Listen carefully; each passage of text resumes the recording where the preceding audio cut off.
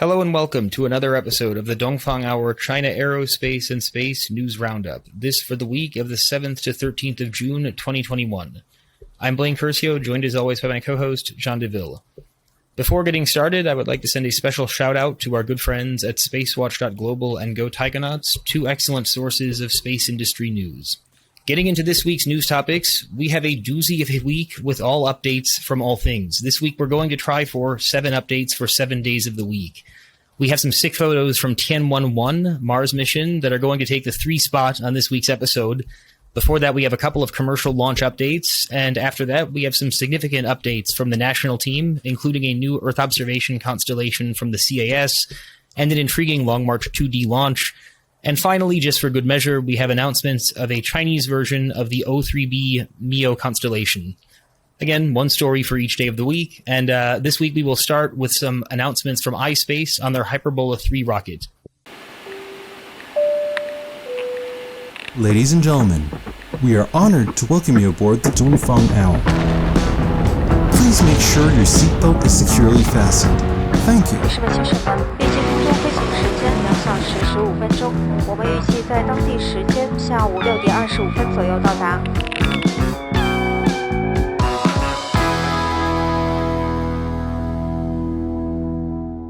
So, John, we have 7 stories, and the first one is on iSpace. What can you tell us? So the Chinese commercial launch company iSpace announced on June the 7th that it had officially validated and completed the definition phase of its medium to heavy lift launch vehicle, the Hyperbola 3, and was now entering the R&D phase. And this is an early stage yet important milestone for this Hyperbola 3 rocket, and it probably suggests several things here. Firstly, it shows that the company iSpace is now ready to dedicate a significant part of their engineering team to the design of a new rocket, and this probably means that their earlier rockets, the Hyperbola 1 and 2, are going well, and notably the Hyperbola 2 is supposed to perform some first hops this year, and so this should be on track. The second thing is that it confirms once again that iSpace is probably really one of the leading commercial launch companies in China. It's probably the only commercial launch company in China that is currently working or has entered the R&D phase for a medium to heavy lift rocket, maybe alongside their competitors, Landspace, which also has heavier versions of their ZQ-2 rocket. Some quick background on Hyperbola 3. The Hyperbola rocket family in general today consists of 3 rockets. There's the Hyperbola 1, which is a solid fueled rocket and which puts about 300 kilograms into low Earth orbit. So it's rather a small rocket. We have the Hyperbola 2, which is a reusable Methalox rocket, which puts a payload of 1.9 tons into low Earth orbit, and which is bound to be launched for the first time this year, or at least to perform a couple of hops. And then finally, we have the Hyperbola 3, which represents the upper end of the Hyperbola rocket family and provides different payload capacities thanks to 3 different configurations of the Hyperbola 3. Now, let's just break that down in a minute. Basically, we have the basic Hyperbola 3, which is a 2-stage rocket, which puts 13.6 tons into LEO when the rocket is used as an expendable rocket, or it's 8.6 tons when it's used as a reusable rocket. We have a slightly heavier, significantly heavier version of the Hyperbola 3, which is called the Hyperbola 3A. And this is a Hyperbola 3 with an extra side booster, and this enables the rocket to put 26.1 tons into low Earth orbit when it's used as an expendable rocket, or 12.9 tons when it's used as a reusable rocket. I must admit this version of the rocket looks extremely odd. We have this non-symmetrical design with only 1 side booster, and this probably makes the stability of the rocket much harder to control. And you probably have a center of gravity that's deported to, not in the center of the first stage, but rather towards the single booster. So I also think that that's quite unprecedented in rocket design. But, hey, I know that in aviation, there are some very unsymmetrical airplanes that have seen the day, although that's not mainstream at all. So why not for rockets? And we have ultimately the heaviest version of the Hyperbola 3, which is the 3B version. This is some sort of a Falcon heavy version of the Hyperbola 3 with 2 side boosters. And this massive rocket puts 32.2 tons into LEO when expendable, or 14.1 tons when reusable. Now, some comments on this Hyperbola 3.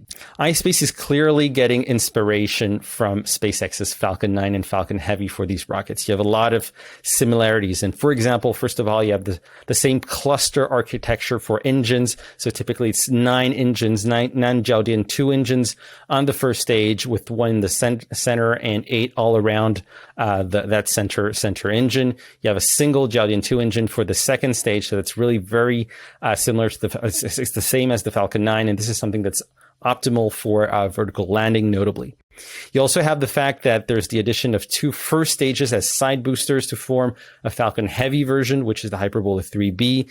So again, this is something, as the name suggests, is similar to what SpaceX has done.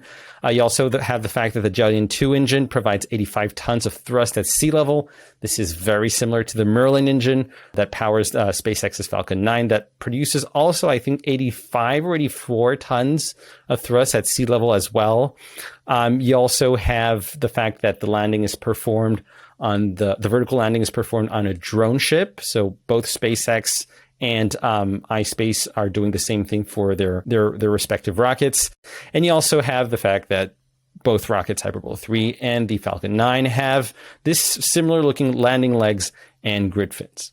Now, there are also some small but significant differences, which are that the Jiaodian 2 is a Methalox engine, whereas the Merlin engine of SpaceX is a Kerolox engine.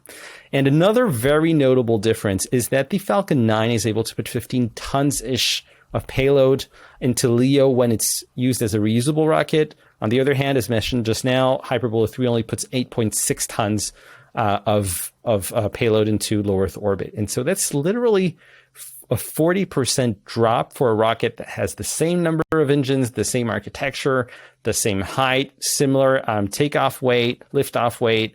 A lot of things are similar, and yet there's this 40% difference. So I don't really know what are the reasons behind this gap. I guess that maybe it's because SpaceX's Falcon 9 has been flying for almost 10 years now. And so they've had time to optimize things. Maybe it's materials. Maybe it's the way they do vertical landing that's a bit more optimized. I know that they super chill their rocket propellant just before launch. So maybe it's all these things put together that make the Falcon 9, put much more payload than the Hyperbola 3. So yeah, I guess that's the first comer advantage. But yeah, anyway, I think that's something that's important to point out here.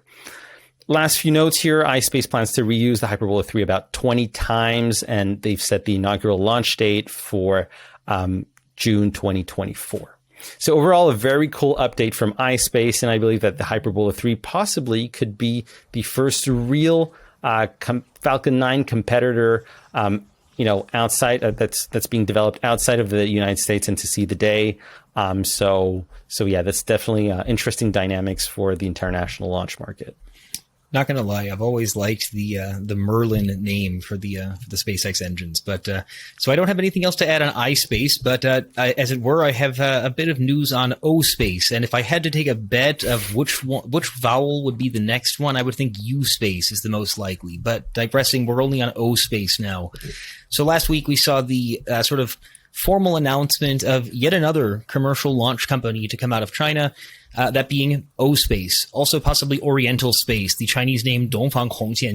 It could be Oriental, I guess. But digressing, yeah, so we saw an announcement, and with the announcement, it was a 400 million RMB Series A funding round. And so this is a very large funding round to be a first funding round, and it was led by a handful of quite blue chip investors, as it were. So we had Sequoia China and Matrix Partners China, which are two quite sort of commercial. I mean, they're American VCs, although it's their China operations and they're quite separate, but they're still, so they were the sort of two lead investors. And then there were a number of supporting investors that included Sanyi, which is a Chinese heavy industry, heavy industrial company, and also the Tianfu Sanjiang Fund, which seems to be a probably Chengdu government fund. So basically a very large funding round with a diverse variety of different financiers as the sort of formal announcement of oSpace. And so I think just as a first kind of sort of speculative take, I think it seems likely that there's some either connection with the government or some implicit demand or something that is causing a huge number of a number of very significant investors to make a very huge funding round. It seems like a very crowded market at the moment to be putting in 400 million RMB to a company that's getting into this game at this particular point in time. So certainly an interesting announcement of oSpace, but from a financing perspective, it's quite surprising to see that it's such a large funding round. So getting into oSpace and their rocket plans. So the company vaguely mentions plans of the Gravity series of launch vehicles, which include both expendable and reusable rockets. There's no further specific details given, but it's interesting to note that the article header shows an image of an artistic rendering of what looks like a sea launch base, and it has a pretty strong resemblance to the former Sea Launch Company. And we also saw on Twitter some speculation that there was a lot of photoshopping involved, and there was a Russian space industry expert that I would recommend to anyone who's into the Russian side of things, Anatoly Zak, who had tweeted basically something that was showing, photoshopping it onto the image of the sea launch platform. So yeah, it looks, I don't know if he was kidding or not. It seemed like there's definitely a sea launch platform that had this rocket photoshopped on top of it. And so I guess just a little bit more information about the company and its registration. So looking into the company databases in China, oSpace was founded in September of 2020, so just about 9 months old. So again, a very large amount of money for a company that is only 9 months old. They've been hiring fairly aggressively in recent months, with an announcement in March that had mentioned about 24 job openings related to things like thermal control, attitude control, guiding, FPGAs, simulation software, electronics, and separation systems. So ultimately, definitely a latecomer to a very crowded race, but with the plethora of blue chip investors in its first, very huge early round, they may have a chance. And just one last point from my side on oSpace. It's interesting to note that the company seems to be headquartered in Yantai in Shandong province, and it's it's on China's eastern seaboard. There's a very large port. It's not very far from Ningbo, which is where they're seemingly building a commercial launch site. And there's also been, if I remember correctly, some kind of rumors or potentially formal discussions about a commercial launch site in Shandong as well. So, it'll be interesting to see, what oSpace gets up to, because again, they now have a lot of money to play with despite being a very new company. And I guess maybe there's a lot of, aggressive hiring going on from existing launch startups, where it's like there's people that are, that know a lot of stuff from, land space or iSpace, and now they're coming over to oSpace. So we'll see. But John, anything from your side on oSpace? Fighting for human resources, that is a big topic in Chinese commercial space, and that's something we will cover, I think, in a future episode. But nothing more on oSpace on my side. Let me move to the next big piece of news, potentially the biggest piece of news from the past week, which is that we finally have further images from China's Tianwen-1 mission this week. So China's National Space Agency, CNSA, had been unusually quiet on the Tianwen-1 mission since they had first sent back the first images when the Zhurong rover had landed on May the 22nd. And so since then, it's been 3 unbearably long weeks during which many space fans around the world have been ranting about CNSA's really secretive communication policy. And this comes at a time where NASA was as talkative as ever regarding what was going on with the Perseverance rover, also on Mars.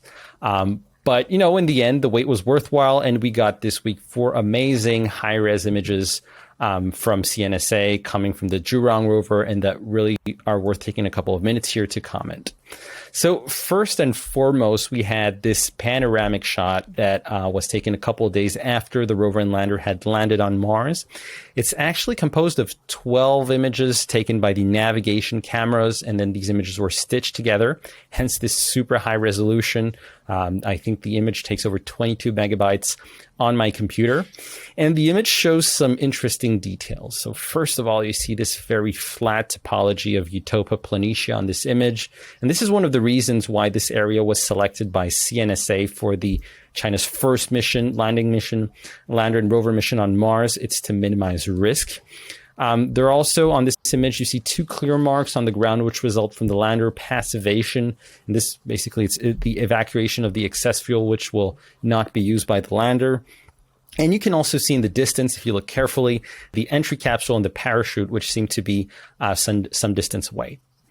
And next image, we have a shot of the lander, this time taken from the rover's navigation cameras. Once again, and on this image, there are some cool things to note. So first of all, you see this massive hole below the lander that's linked to the blast of the main engine of the lander, and this was because this engine was used until the very last seconds of the landing process. You also have some symbols of China. You have obviously the Chinese national flag on the lander, and if you look carefully on the side, it's a bit less visible, but you also see the Beijing Winter Olympics mascot, which are called Bing Dundun and Zhurong, which are on the left. And then probably this is the most interesting detail, I think, but hardest to see also, is you see this Zhong character that's printed on the tracks that the Zhurong has left on the ground. So Zhong is the Zhong in Zhongguo, meaning China. So Zhong basically means China here. And so it's funny to think that one of the wheels has a Zhong stamp on the wheels. And so when it's driving, when it's rolling, periodically it leaves a Zhong mark on the ground. So yeah, I found that, 60% cool and maybe 40%, a bit odd. I think there's too much patriotic stuff going on Mars right now, but anyway. And then finally, the last image here that I want to discuss is so the third one, which is the Mars space selfie, probably the most important image here. And so basically Zhurong drove away from the lander. It released a miniature camera and then drove back into the field of view of that camera. And so that camera was able to take an image where we could both see the lander and the Zhurong rover. So that is definitely an unprecedented shot and definitely very cool. Last points here on images of Zhurong this week. We also had some images that came from orbit this time. And so on June the 7th, we had the Tianwen-1 orbiter take 2 shots from its high-rig camera, so also very high-res, where we can distinguish the rover and lander. And also NASA's Mars Reconnaissance Orbiter captured a similar image with some additional detail, and that was on June the 6th. So overall, very cool Mars stuff, and especially because it's been 3 weeks where we've been having literally a blackout of information on this Chinese mission. The Zhong tracks were indeed probably only 60% cool, but pretty damn cool nonetheless. Possibly less exciting than Mars, but nonetheless significant. So this week we saw the Shenzhen Development and Reform Commission, which is the provincial, I guess the city level NDRC representation, published some policy support for the satellite manufacturing sector. And the support involves some pretty big numbers, so namely up to 300 million RMB, or about 47 million US dollars, for, quote, major equipment and key component development projects, up to 200 million RMB for single satellite projects, and up to 50 million RMB for launch insurance, among other things.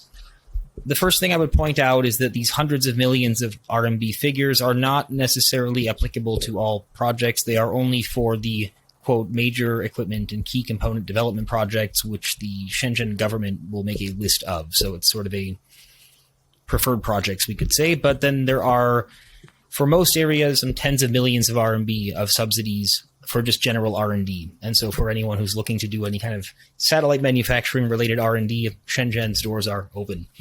So a couple of interesting things that I would take away from this announcement. First, there's clearly a good number of local companies and industries that are going to benefit. So starting with probably the most obscure, we have 50 million RMB for insurance. So this is basically the government will cover up to half of launch insurance, up to 50 million RMB.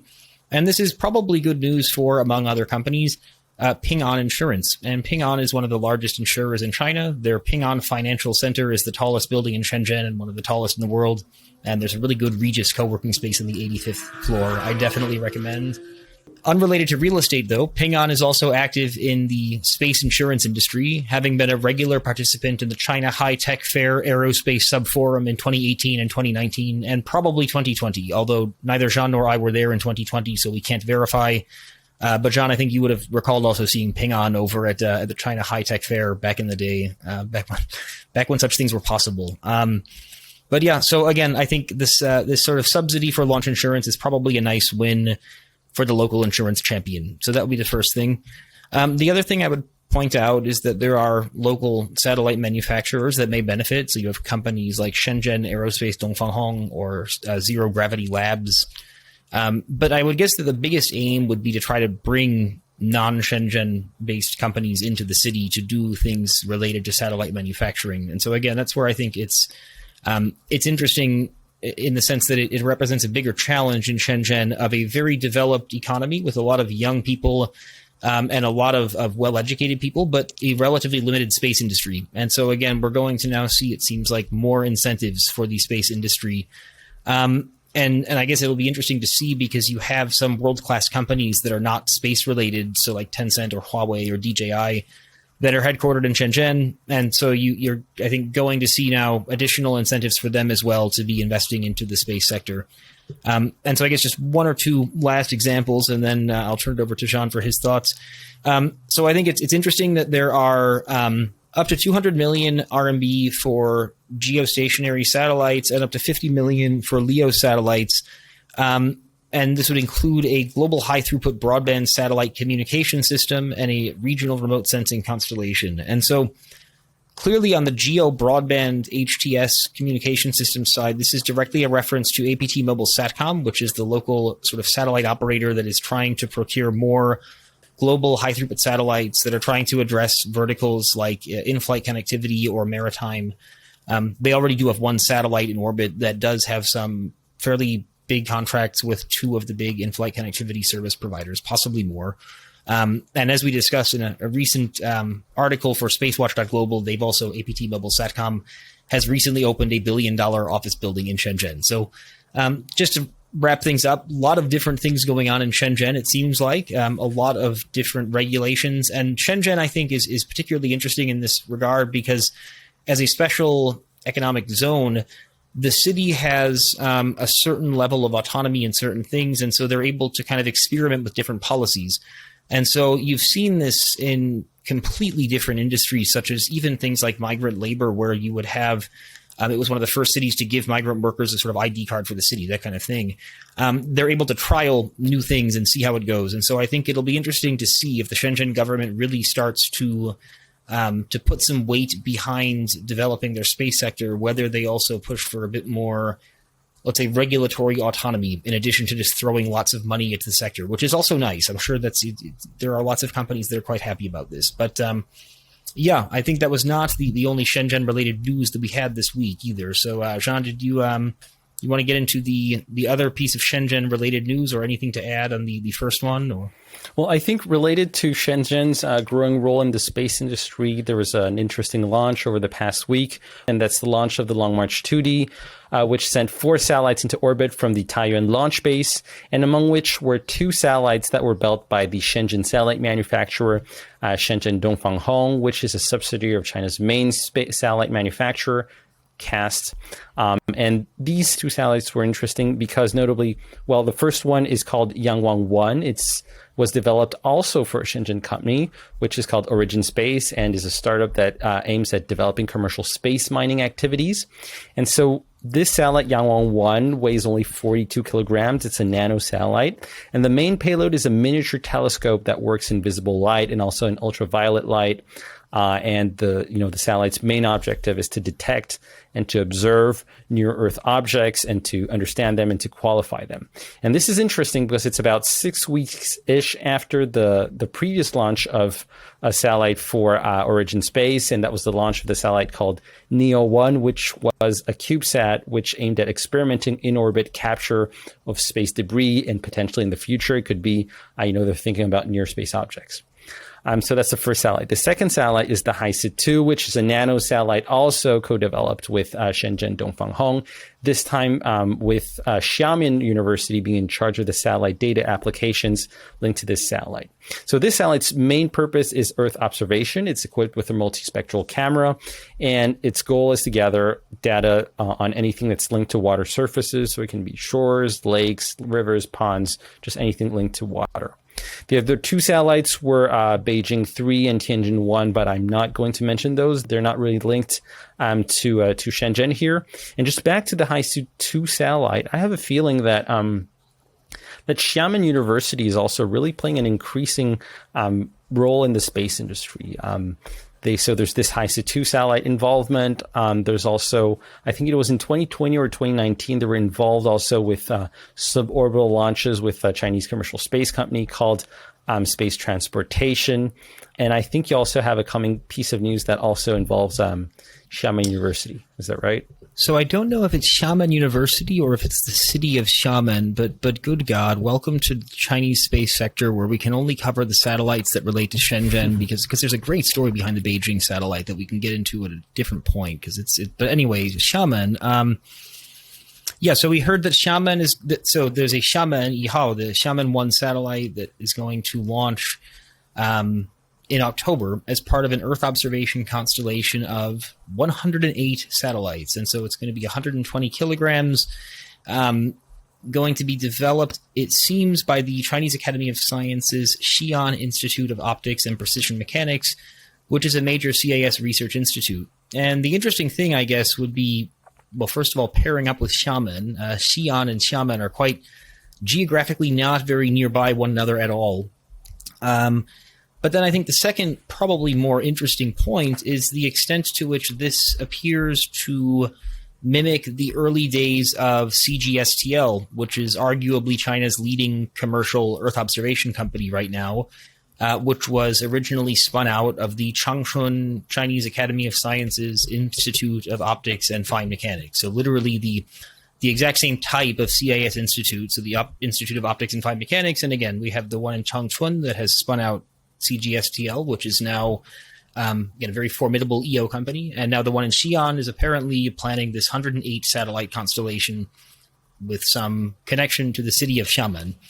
And so it's pretty early to tell, but it does. I mean, it's the CAS has a lot of resources, and I mean, CAS Xi'an. We should look into this a little bit more, but it would have to be of comparable size to CAS Changchun. I mean, Xi'an, I think, is a more, well, I don't know, I would think. But either way, I think that this is going to be an interesting constellation to watch develop. And we're seeing now, an increasing number of cities or indeed universities within cities like Xiamen University that are launching their own EO constellation of different sizes. And so it'll be, give them 5 or 7 years and we might have a second CGSTL, but based over in Fujian province. We'll see. And of course, Xiamen, if I'm not wrong, would be a kind of maritime Silk Road focus city, probably. So I think that may segue into the next point. So John, you want to take on you want to go into the Silk Road constellation? Yeah, very briefly. So just also another Earth observation constellation that we've heard about this week in China. It's called the Silk Road Constellation.